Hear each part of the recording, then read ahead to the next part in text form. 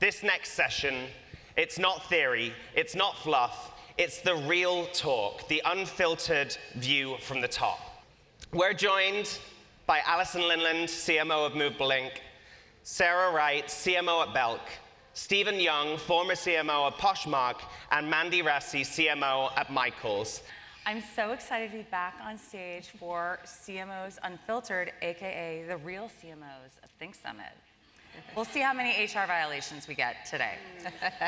But this incredible group of marketing leaders have led beloved brands, driven major transformations, and consistently found ways to marry creativity, growth, and operational rigor, even in the face of all this constant change that we're all facing. It's such a privilege to have Sarah Wright from Belk, Stephen Young of Poshmark, and Mandy Rassi from Michaels. Welcome, guys. All right, we have a lot to talk about, so we're gonna jump into it. The CMO role and the path to it is more varied than ever. I'd love it if we could start out by telling us a little bit about your current role and your path to the C-suite. Sarah, you wanna start? Great. So I have been at Belk for 17 years, and so my path was, it sounds like it may have been more vertical. It was very much not vertical at all. I started in finance and accounting at Belk and have navigated through the years into marketing. I did have a marketing degree, not that that really means anything at this point in your career. But so started there, kind of worked my way over. When I first kind of stepped into a marketing role, it was actually called credit, which we now lovingly call loyalty. And it's really rooted in customer data. So my brain works in data. I told my friends at Movable Inc. this earlier in a meeting. And so that's really where I started. In the marketing side was just a passion for customer. And so when I look at my role today, I'll say it's a very traditional CMO role. Everything across media and owned channels. We've got data science team that reports in, creative, retail media, co-op, and all those more natural fits that kind of sit in the marketing world is what I manage today. Awesome. Stephen, tell us about you. So I've been at Poshmark for 6.5 years now, and honestly, it's been one of the best jobs I've ever had. It's really the kind where, when I joined 6 years ago, the CEO and I talked about how do we make resale a household function? How do we make Poshmark a household name? And at that time in 2018, like most people didn't even know what Poshmark was. If you're a millennial in here, you probably know it, but for most other people, they're not aware of it. And our goal was to really bring it into a household name. And that includes thinking about how do we do our growth marketing? How do we do our product marketing? How do we think about merchandising, creative strategy? So really the full stack. And it's been an honor, just because I said, for me, being able to work in e-commerce for the first time. Prior to this, I was at Grubhub, where I worked on developing an online food category. And I've also worked at other companies like American Express and DirecTV. That's actually where I know Alison from. I've been fortunate that I've worked on so many different brands. And part of me is like that, I always think as a marketer, you should be able to sell anything. Where I can sell clothes, I can sell credit cards, I can sell food delivery. It changes your mind, it helps you, have better pattern recognition, and at the end, it helps you also do a better job. So I've been fortunate that this journey has brought me to this place where I get to work for a brand that I love, and one that also helps people put food on the table. And I think you met that goal, by the way, because like Poshmark is now a verb, it feels like, so amazing. Mandy, tell us about you. So maybe keeping the theme of like some twists and turns, I currently am the CMO at Michaels, the arts and crafts retailer, who hopefully everybody knows, and I look after marketing, loyalty, customer, and communications, so PR and associate comms. I've been here about 3 years. Before that, I led the marketing team at Kroger, and before that, I started my career and spent 15 years at Procter & Gamble. So to that point of selling anything of like laundry detergent, paper towels, food, arts and crafts supplies, Halloween decorations, which hit stores last week, but there is something to it, I think. I started my career in consumer strategy and data science, and I do think there is something to just understanding brands, culture, customer insight, and how you sort of can take any product and figure out, if you know the customer, how do you get those two pieces to come together to unlock growth? And we're going to dig into that today. So there's been a lot of headlines this year about budget cuts and freezes for marketing leaders to contend with. What's the operating environment on the ground in your organization? Sarah, you want to kick us off? We have, over the last couple of years, experienced budget cuts kind of across the board. And we sat down last year and we started to dig into the customer file in a deeper way and understanding where and why have we lost consumers. Part of that was we weren't filling the funnel enough, so we weren't maturing the consumer. to make them drive lifetime value. We weren't just pushing enough people through. So we sat down with our CEO and our digital media agency, and we had to rethink it. And we said, you know what, we've got to start from a place of testing. We've gone through major testing over the last 6 to 8 months at the sub-channel level for every paid media channel that we have to prove the value. And my intent was to change the mindset of our CFO and our CEO to get out of thinking of marketing spend as a P&L line item and a way to drive revenue and really drive the business and drive the maturity of that customer funnel. And so we've actually had some strong success, especially this year, by doing that.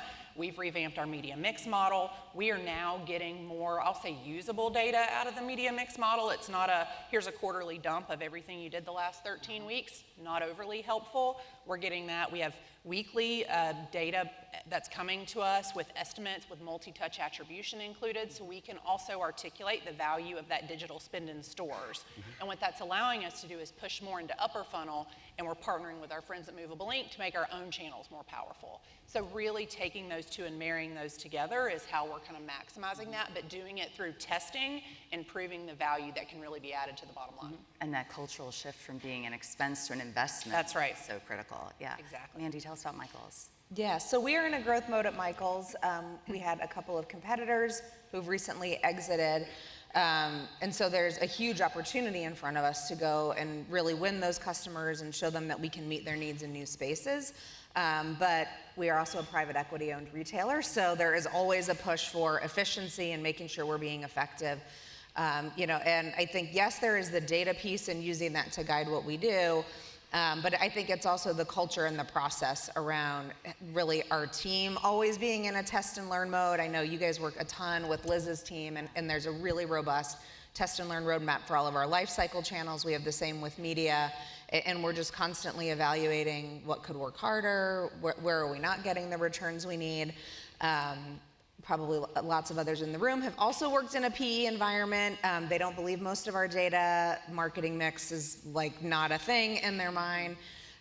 So it's been a little bit, I will say, of a learning journey, like very different than working at P&G where everybody like lives and breathes the marketing mix.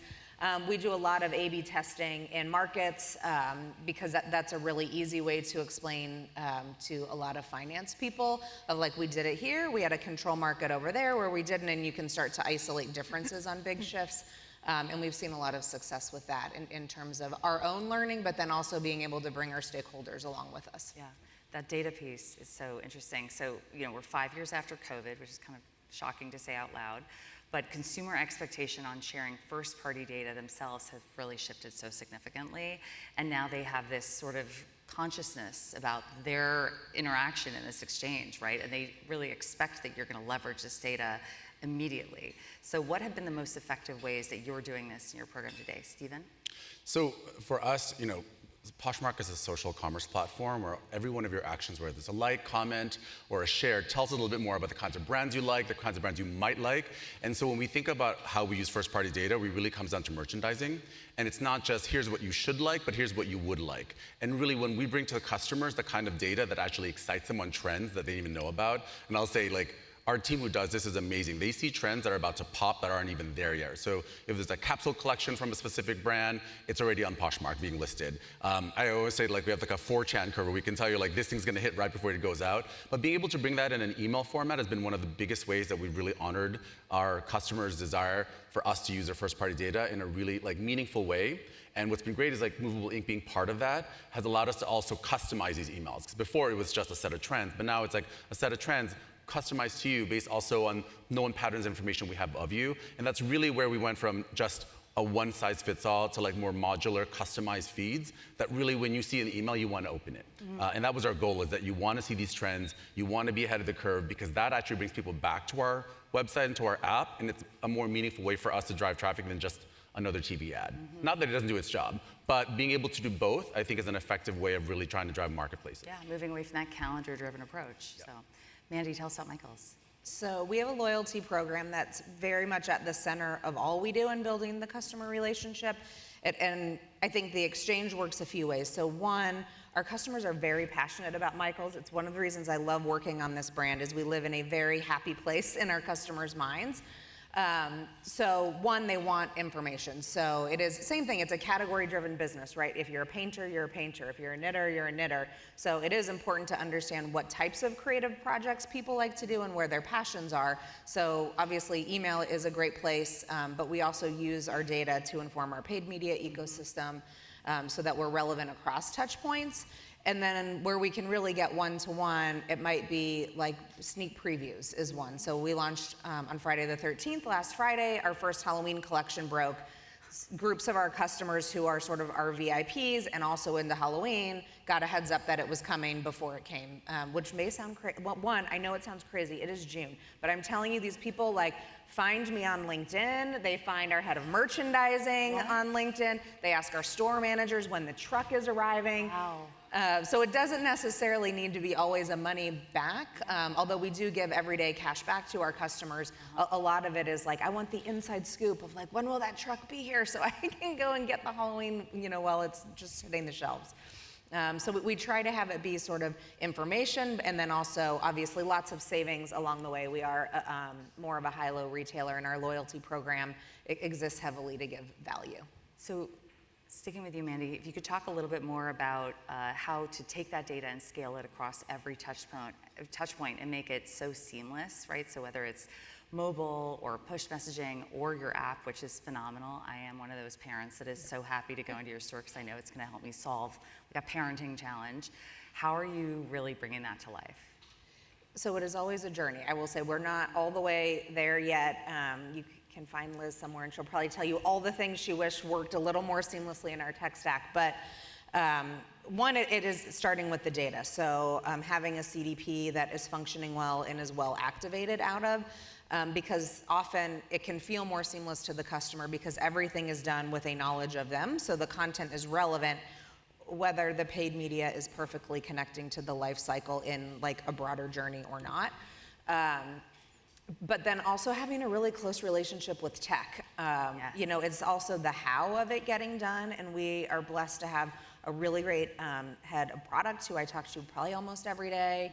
I talk to our head of engineering on a constant basis, also because we just replaced our CDP, so we've had a lot of work going on.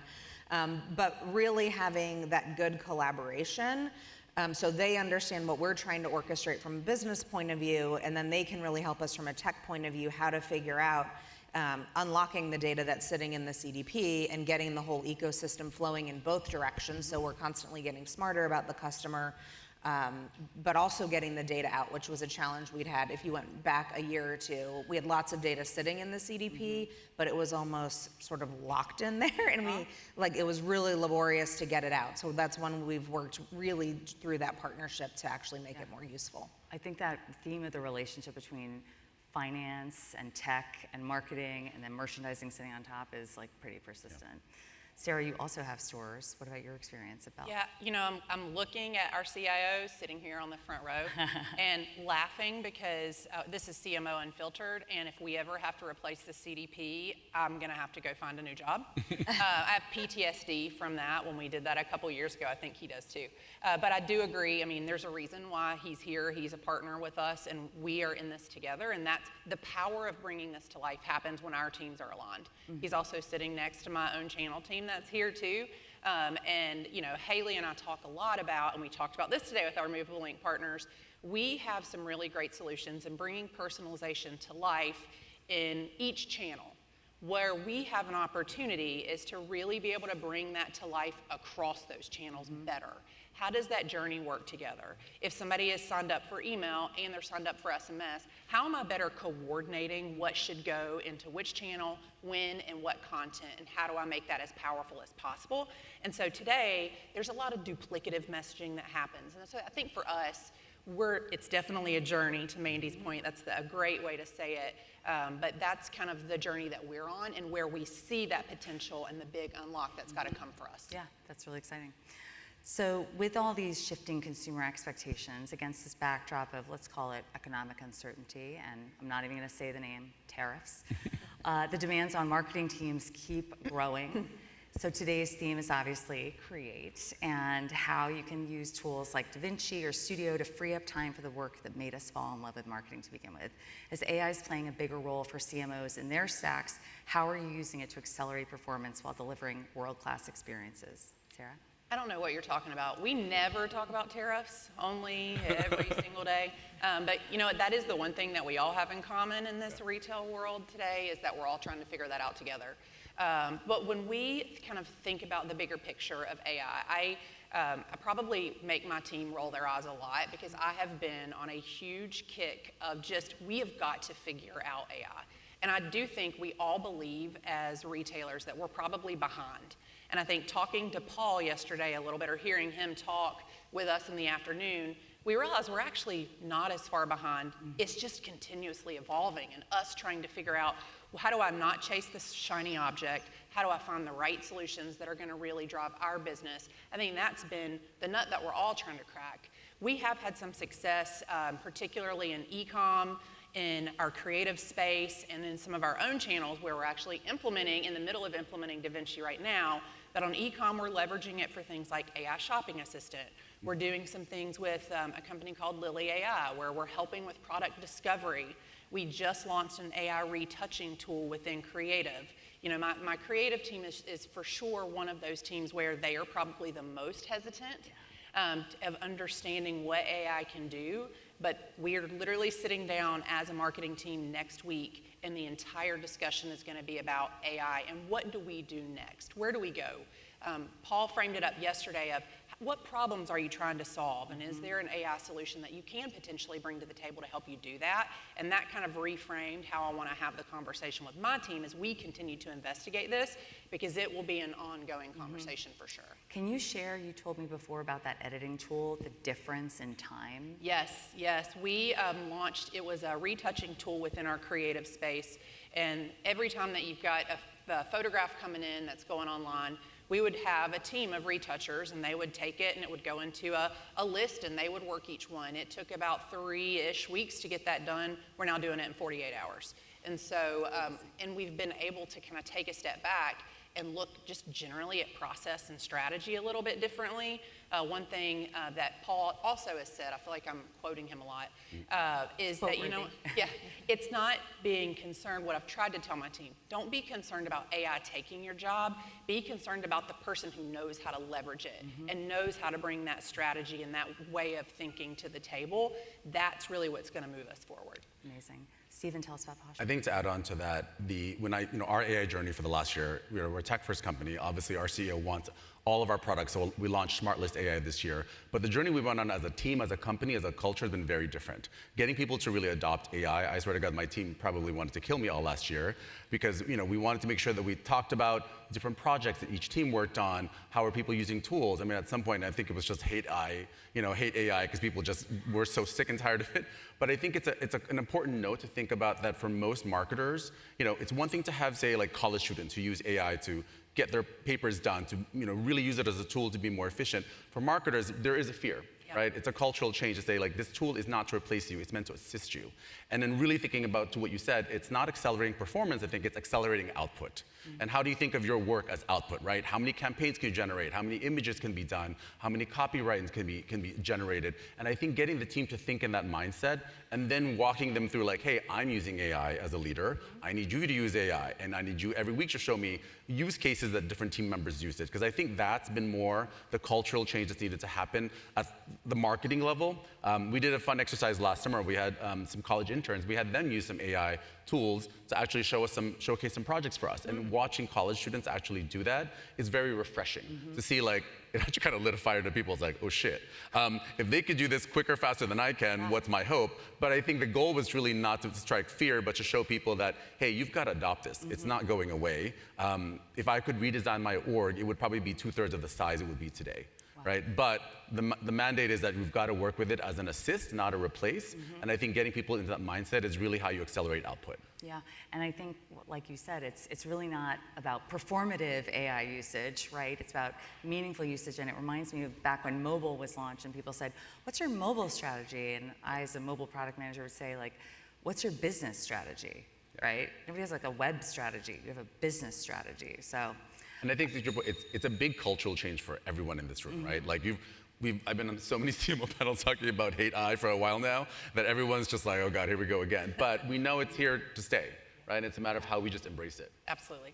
Maybe if we'd have thought this panel through better, we would have made an AI drinking game. So, and there's our second HR violation. But like you said, Stephen, it's not always a technology problem. It's often a human problem.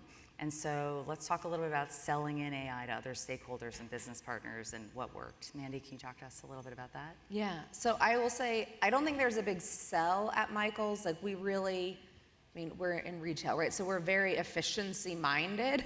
And we have a lot more work to do. Our business is really in a growth mode, and so we need to do more with the resources we have. Yeah. So in that way, I think it helps because people are coming from a place of like, there's so much more opportunity and work to do than the humans we have can do. So they're looking for help. And I do think that's probably an important cultural distinction versus like if you were in a downsize mode and then I think you get more fear. I think we have the luxury of being in a place where like even my creative team is like, we have more copy jobs than the humans can get done. They are looking actively for help. So I do think that helps. You know, and then there's all just the collaboration that has to happen then in terms of implementing things is where it gets trickier, right? So being close with our head of security, with our, like the right folks on our legal team to make sure, not so much on the creative tools because it's not as much the data, but obviously we have a lot of data, being able to use AI to more quickly do some analytics and, you know, kind of query into our CDP would save a lot of time for my very lean analytics team. But I would say that's the biggest thing we're still sort of figuring out is how to do that in the right way, you know, with the protections on the data our customers had. Like the governance, basically. Yeah. Stephen, what helped you sell it in at Poshmark?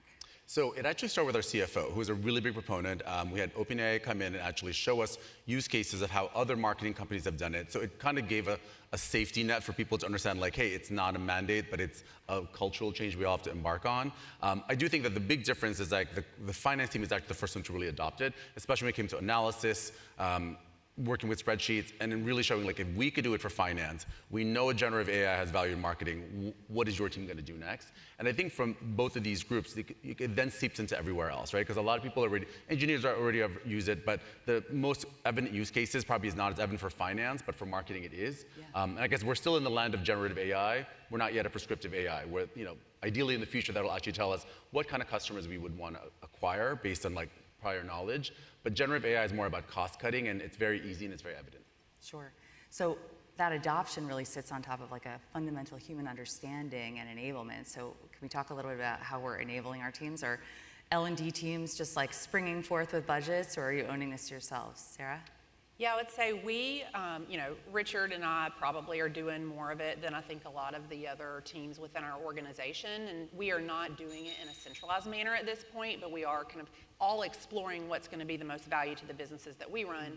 I mentioned this earlier, but my team and I are having very intentional conversations and exploring the right partners and bringing our IT partners along in those journeys, because in order for us to do this and not just chase every tool that's out on the market, because every day someone's sending us 10 emails that tells me how great their solution is, we're really trying to be intentional and understanding what problems it is that we're trying to solve. So when we sit down next week, the guidance is going to be, give me the 10 most painful things that you have to do every day. Okay, great. What can we do to solve those problems? Haley's like, this is good. I'm taking notes about what I got to bring to this meeting next week. But that's really where we've got to start. What are we trying to solve for? Going back to like really it being a way to solve problem and take, how do we become more productive? And how do we fix inefficiencies so that our teams can build more strategy and drive the business in a more well-rounded way that they just don't have time to do today? For sure, yeah. You know, this year has really been a crash course in navigating change because of all those forces I mentioned before. Against that backdrop, as we think ahead to 2026, what's one big shift that you think high-performing marketing teams will have made to operate effectively in these kinds of ever-shifting environments? Mandy? Maybe this has already been here, but I think it's amplified, which probably isn't as much about AI, but maybe about broader things, is just getting really comfortable making decisions based on what you know right now, which will be less than you wish it were. You know, just kind of living in this very volatile, sort of uncertain environment, but we have to drive the business forward and we can't keep waiting. So I think knowing how to smartly triangulate the data points that you have and what you do know and make a decision, but then also just know that that decision could change a few months down the road, you know, with an eye on sort of like the long-term goals. But I think there's going to be a need to make smaller decisions. It's almost like I can't make a decision here and then revisit it 8 months from now. It's like all the timelines have to get shorter, but we just aren't always going to know exactly what's around the corner. Yeah, I think businesses are moving and you have to move in days, not quarters now. And Yeah. from yesterday, Paul's presentation in the morning to a session he led with us in the afternoon, there were changes in news flow that were pretty material. So that's how quickly this is moving. Stephen, what do you think? I think on top of just being amenable to the fact that adaptability and malleability is going to be the name of the game, you know, we were used to, like, even though it was 5 years ago, COVID forced us to know that we can change quickly, we can pivot quickly, and we can get to the next thing. I think that's going to be the norm. Like, whatever we thought was the norm prior to that, it's not going to be it. But I will say that with the advent of AI, I think every single employee will have to think through, what is my value add? Right? Because your leaders are going to be thinking not how to replace you, but how to bring these tools on. You're going to think, like, once I've got this tool, what am I going to add next? How am I going to think about this differently? And it's a deeper way, right? And I'll give you the example where we had our finance team. There's a guy who used to basically write like this write-up every Sunday night. Used to take him 4 hours. Now it can take him like an hour. He had 3 free more hours. But did he read that review, that memo that was written? No. Did it go up the next day with some mild errors in data? Yes. That's where the next step of, like, your value add isn't necessarily that you were doing it. It's now you have more time to process and think through it and give more information. I think it's going to be critical because, you know, it's not that the tools there to replace you, the tools there to assist you. But when you're assisting, what are you then adding the value on? I think everyone's going to go through that journey, especially when it's just going to hit, you know, the technology is evolving so fast. Yeah. And by the way, it cuts across every single level. Yes. I think that analogy to COVID is so apt, but the trouble with COVID is that it was about, like, brute force, and it put so much tension and pressure on the workforce. And it's a funny simulation to think about what COVID would have been like with AI. Yeah. Right? Because it almost would have accelerated adoption in a much better, you know, sort of less fraught way in many ways, because you I think would have needed it. if you're working smarter, not harder, the still question is, what are you working on? Right? And I think that's a big part that everyone's going to be asking questions about. Yeah, great. Sarah, what about you? You know, I think one thing that COVID, I think, helped all of us do, especially in department store, we used to be very slow, right? And nimbleness really became an asset to our team. But one thing is that nimbleness can never be an excuse for the lack of planfulness. And just because you've got to react to the business doesn't mean that you don't need to go in with an understanding of what you're trying to solve and who you're trying to solve it for. And so for me, it really all goes back to having a focus on knowing who the customer is, what it is that you're trying to solve for that consumer. And what I loved yesterday, we talked about this, was how do we get out of this place where we're calendar driven and become customer driven? That's the transition that I really think has to continue. And we've got to react, and that's going to, that's not going away anytime soon. Tariffs may at some point subside or at least stabilize. Yeah. Let's all hope. But what's the next thing? Exactly. Those next things are going to continue to come. And so getting practice in now and really staying focused on that consumer is really how we're going to win. Yeah, that customer-centric mantra, like, just brings us back to the keynote. So, last question for you guys, considering what the name of this panel. Can you take us out with your own Housewives of Think Summit tagline? Mandy, you want to go first? Okay. You can try to keep up, but I already pivoted. Ooh. I love it. Steven? So mine is, I turn data into drama and strategy into SaaS. Amazing. Okay, Stephen definitely had his back pocket. My ChatGPT answer about 10 seconds before we came on was, I'm not just working the room, I'm running it. Woo! Unbelievable. Let's give a round of applause to our incredible Unfiltered CMOs. Thank you, guys.